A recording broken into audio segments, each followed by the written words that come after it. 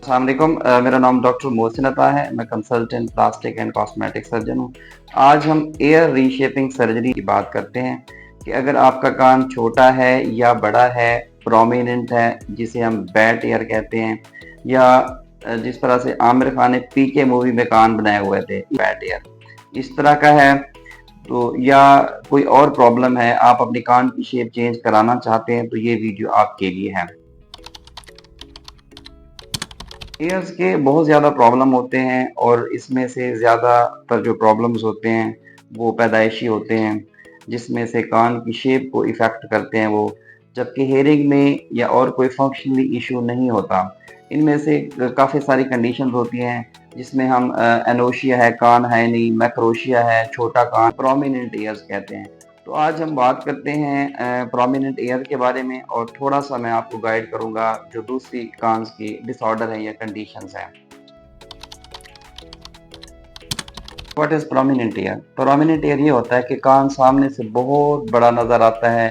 ये बिल्कुल सामने से ऐसे होते हैं, और ये जो हेलिक्स होता है और एंटी हेलिक्स है, इसकी जो डिफरेंशिएशन है या प्रोपोर्शन है, इसके अंदर थोड़ा-सा प्रॉब्लम होता है, और जो ये दरमियान वाला कॉन्का है, ये भी वाइड होता है। तो प्रोमिनेंट ईयर की क्या ट्रीटमेंट है?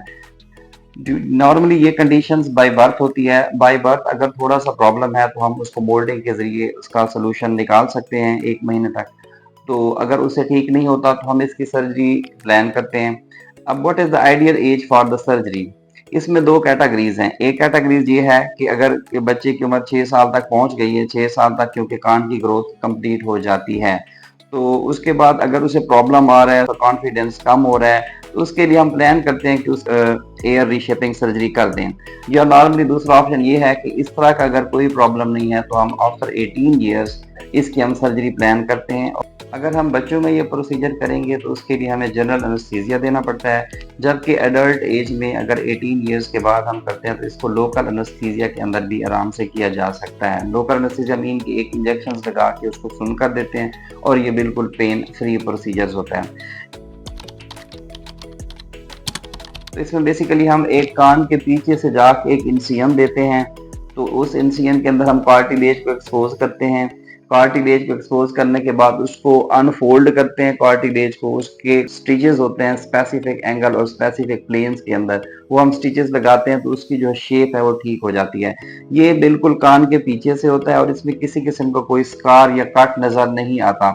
दूसरा ये है कि अगर इसके साथ जो दरमियान वाला हिस्सा होता है जिसे हम कॉन्का कहते हैं, उसकी भी डेप्थ बहुत ज्यादा है, तो उसमें से हम कुछ कार्टिलेज का पोर्शन हम निकाल के उसका साइज कम कर देते हैं। और अगर साथ एयर का जो सबसे नीचे वाला पोर्शन है जिसे हम लेब्यूल्स कहते हैं, वो भी बहुत ज्यादा है, तो उसकी हम थोड़ी सी उसको भी रिडक्शन कर देते हैं। उसके बाद हम स्टिचेस लगा देते हैं। स्टिचेस जो हम यूजली लगाते हैं वो एब्जॉर्बेबल स्टिच होते हैं, जो बाद में निकालने नहीं पड़ते। इसके बाद आप 1 to 2 आवर्स की ये सर्जरी होती है टोटल। उसके बाद पेशेंट को उसी दिन हम घर भेज देते हैं। अगर जो जनरल एनेस्थीसिया में करेंगे, अगर कोई बच्चा होगा तो उसके लिए हमें 1 दिन उसको एडमिट करना पड़ता है। तो सर्जरी के बाद हम उसकी ड्रेसिंग करते हैं। ड्रेसिंग यूजुअली 7 to 10 डेज़ के लिए हम रखते हैं। आपसे पेन किलर भी हम उसमें एडवाइस करते हैं। तो 7 डेज़ के बाद हम उसकी ड्रेसिंग को ओपन करते हैं। उसमें ये है कि माइल्ड सी ब्रूजिंग और स्वेलिंग हो सकती है, जो कि ब्रूजिंग जो है ना वो 1 वीक तक ऑलमोस्ट ख़त्म हो जाती है। स्वेलिंग भी 1 से 2 हफ्तों के अंदर तकरीबन ख़त्म हो जाती है।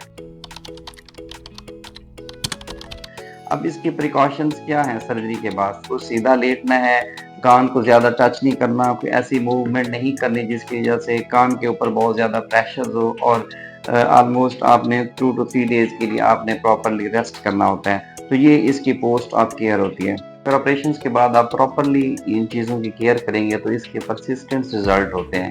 आप 2 से 3 दिन के बाद अपनी जो नॉर्मल एक्टिविटीज़ हैं वो स्टार्ट कर सकते हैं। इसके अलावा अगर आपने आउटडोर एक्टिविटीज़ हैं वो आप 7 डेज़ पे जो है ना ड्रेसिंग ऑफ हो जाती है, उसके बाद आप कर सकते हैं।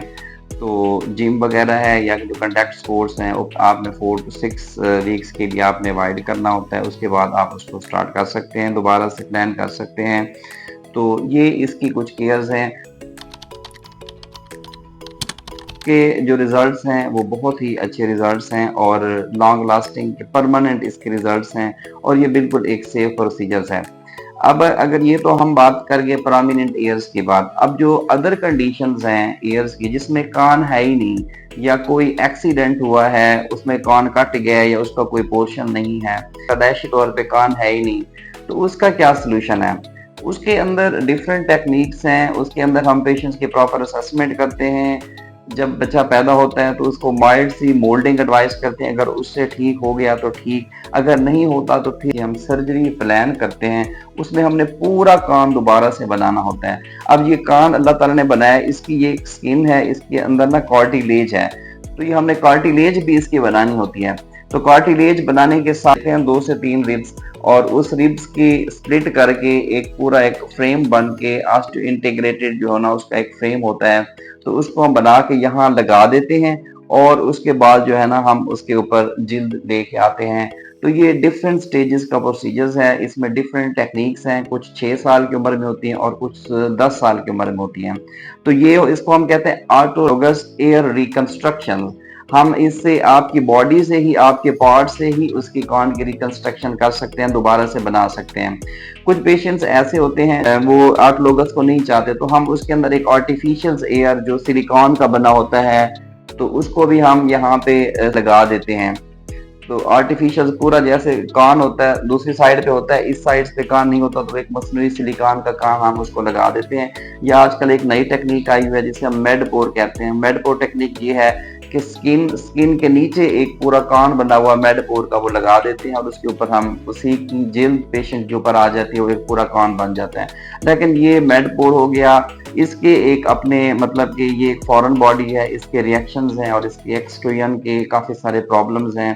तो उसके बाद आर्टिफिशियल कान के भी अपने प्रॉब्लम है, हाइजीन्स का, ये वो ऑटोलोगस रिकंस्ट्रक्शन। तो बेसिकली पेशेंट्स और पेरेंट्स के साथ एक पूरी एक कंसल्टेशन होती है।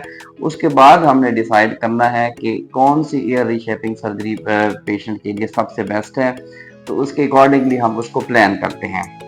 इसके बावजूद भी अगर आपका कोई क्वेश्चंस हैं तो आप हमारे चैनल को और इन्फॉर्मेशन लेना चाहते हैं तो आप इसको सब्सक्राइब भी कर सकते हैं और इसमें हमारा नंबर दिया गया है, इस पे भी आप फर्दर इन्फॉर्मेशन ले सकते हैं।